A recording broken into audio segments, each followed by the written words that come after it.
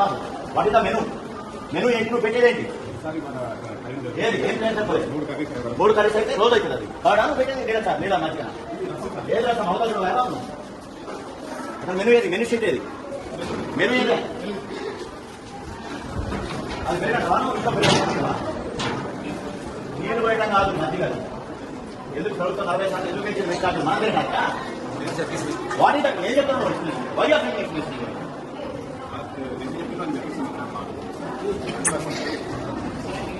menu ఏది